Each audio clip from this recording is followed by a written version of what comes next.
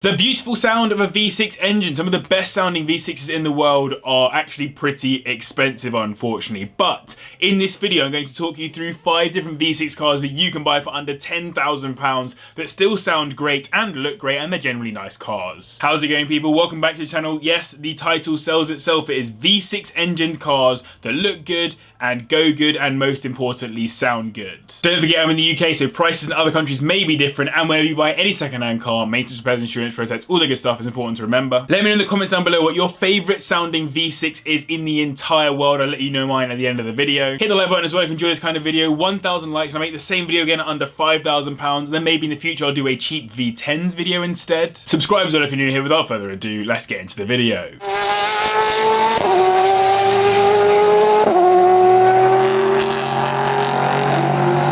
Let's start with the cheapest car on the list, the Ford Mondeo ST220, which I would probably argue will one day be considered alongside many existing fast Ford classics like the Escorts, Sierras, Focuses and beyond. You might not have expected it by looking at it, but it has a 3-litre V6 engine that produces 222 brake horsepower, taking it from 0 to 60 in 7.4 seconds. The reason why I think this will be a classic one day is that the Mondeo name disappeared altogether in Europe and the US from the Ford range in March 2022 after 30 years of service, with the final ever Mondeo rolling off the production line at the Valencia factory on the 4th of April 2022. It still exists in China, but that's about it, and the design is pretty strange for that specific market. It also comes as an estate, and I would definitely consider it to be a bit of a sleeper due to that hidden V6. Of course, it does look a little more leery than your average Mondeo, but it's definitely one of those if you know, you know cars. Part of this is because at the same time Ford dropped the Mondeo, they released the first generation Ford Focus RS, which of course is a hugely popular hot hatch and took some of the notoriety and sales away from the Mondeo. But that engine noise is pretty beefy, so even if it doesn't look super crazy, you definitely catch on to its pace just based on that sound. On the interior, it's pretty good too, with the Recaro seats and slightly sportier overall look, but I think the benefit of this car as a cheap V6 is that it can double up as a practical family car, despite being relatively quick, pretty desirable and potentially a future classic. As I said, this is the cheapest car on the list, starting at around £1,500 at the bottom end, and for 10 grand you get a 2004 model with low mileage. I think it's interesting that they're already available for that kind of money, as it shows that good condition ones are already considered as cherished cars. The engine is known to be pretty strong, which is good, but I've seen many owners on forums complaining about the many electrical issues they've suffered. There are some known engine issues too though, including chain tensioner issues, ticking cams and uneven idling when hot. Next up is the Alfa Romeo GTV and convertible Spider, one of my favourite looking sets of cars for under £10,000 and a proper bargain considering you're getting a great sounding, great looking V6 engine Italian sports car at such a reasonable price. For our price range, that V6 is a 3-litre with 220 brake horsepower, which gets to 60 in 6.5 seconds. There's a reason why this car is so pretty. It was designed by the famous Italian design house Pininfarina, and you can see the man who designed its influence in some of his other designs, like the Audi Quartz. The interior was designed by Walter da Silva too, the same man who designed the first generation Audi R8 amongst a few other household names. The car was literally designed and built by Alfa Romeo to reignite the sports car image of the brand after they'd slipped into building pretty but pretty basic family cars instead. I've spoken about the slightly more expensive GTV Cup in previous videos, and though yes, of course I prefer to buy a Cup, they're not often available at under 10 grand, and both cars are literally the same thing minus the aesthetics, with a different aero kit, alloys and interior, plus the Brembo brakes. I do actually prefer the looks of the convertible Spider when you've got the roof down, but as the soft top is a little worse looking, the GTV probably has the better overall looks. That said, on a hot sunny day, cruising along with the roof down on the Spider, you would look and feel like an absolute boss. Plus, I've already seen the Spider on display at a couple of classic car shows, which tells you how cherished they may be in future. These start at around £4,000, and for 10 grand you'll be looking at a 2002 model with low mileage, though generally they sit between 4 to 8k. It's an Alpha, so many people will tell you to stay away, but owners on forums do give some pretty good advice on ownership suggestions and fees. If you buy one that's been well maintained and well looked after with no rust around the sills, and the go-ahead from a reliable Alfa Romeo mechanic, you should be golden. Key problems appear around the gearboxes, while head gasket failure is also known, and some owners opt for a Quaife LSD, which is quite desirable and good for resale. I hate to double up on the same manufacturer in a video, but it would have been rude of me to not include the Alfa Romeo 147 GTA, which is a car I have personally been considered buying as a daily for a little while now, despite being a little bit scared of the reliability piece. It hosts the stunning Busso 3.2 litre V6 engine that produces 246 brake horsepower, which gets from 0 to 60 in 6.1 seconds. The man who designed the GTA's interior is responsible for this whole car, and I have to say he did an amazing job. I do think it looks very pretty with that wide arch body kit and the classic Italian Alfa Romeo interior. It comes as both a manual and automated manual, and though the automated version is much rarer, I would personally go for the manual box, as I can't pass up the formula of a manual V6 hot hatchback.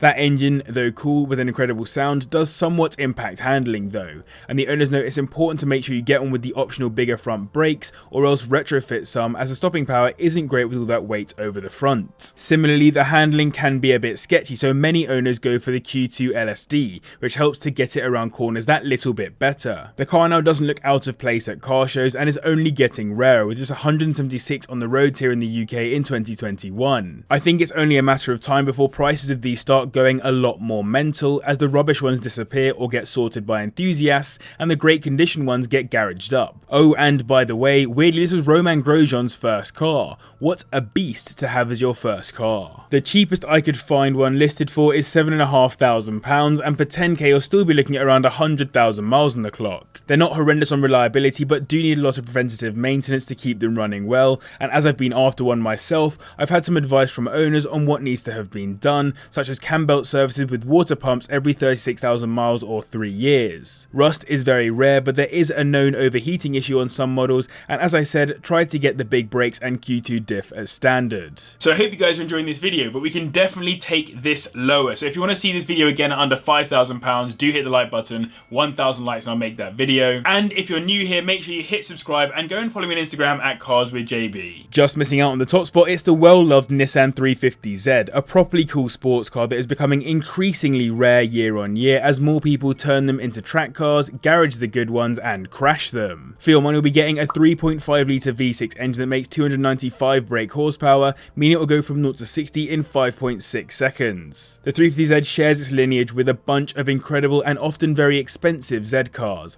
like the 240Z for example, and though yes, the purpose of this video is to show you cars with V6 engines that sound great, I think the 350Z offers a whole lot more than that. One key benefit of this car is its aftermarket. It's a popular cheap drift car, so if you want to bang on some extra steering angle, some cheap rear tyres and send it around some corners, you're more than welcome to. Similarly, if you prefer to go down the aesthetic route, maybe old school max power vibes or something more Need for Speed-esque, this really could be the right car for you, as modifications also cater to quite a few budgets. Being crude, I'd say the modification potential isn't dissimilar to the Mazda MX-5, just a little bit more expensive. You know which way I'd go though if you've watched my videos, and that's full track car, which is also an option with these, with one guy on forums even turning one into a full VLN car to take on the Nürburgring endurance races. Even as standard though, the car comes pretty well equipped, with an LSD and Brembo brakes that owners and reviewers alike comment on being incredibly strong for a road car. It also looks cool in my opinion, with an interesting and different shape to many other cars back when it was released in 2002. After all these years, there's still a cheap route into sports car ownership, starting at around £4,500,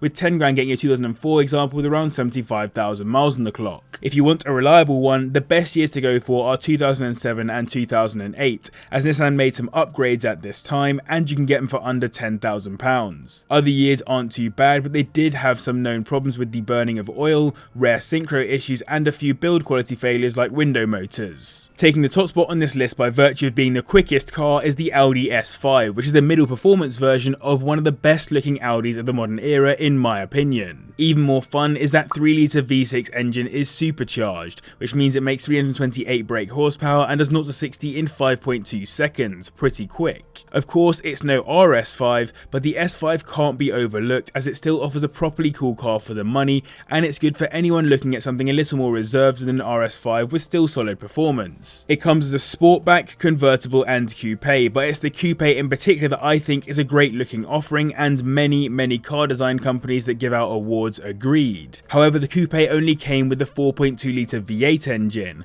while the sportback and cabriolet came with the V6, so in absence of the coupe you'll need to work out whether you prefer the additional doors of the sportback or the lack of roof on the cab. I think I go for the cab just to make sure I get to hear that supercharger whine. It was also designed by Walter de Silva again, which means on on this list, he has been responsible for parts of at least 3 of the 5 cars. Pretty insane. You get a slightly more aggressive look over the standard A5, with the side skirts and air inlets being the key telling signs. Don't forget the larger alloy wheels too, which sit in front of larger brakes for better stopping power. On the interior, it's probably the most luxurious or at least executive car on the list, and it has heated sports seats plus the option of Alcantara or leather trim depending on how much money the original owner wanted to spend on the spec. £8,000 the minimum that you'll find them listed for, and for £10,000 you'll be looking at getting a 2010 model with around 100,000 miles on it, making it the newest car on this list. There are some known problems with these like coolant leaks, PCV, coils failing and engine mounts failing, all suggesting they've failed as they are monitored by sensors which are known to go wrong. So I hope you guys enjoyed this video. If you did, make sure you hit the like button and subscribe as well if you're new. I'd really appreciate it. I asked you to let me know in the comments down below what your favourite sounding V6 engine car is. Mine is the Jaguar F-Type. I think it sounds amazing as a V6. Massive thanks to the patrons as always for their support, and to you guys as well for watching. I'll see you in the next one.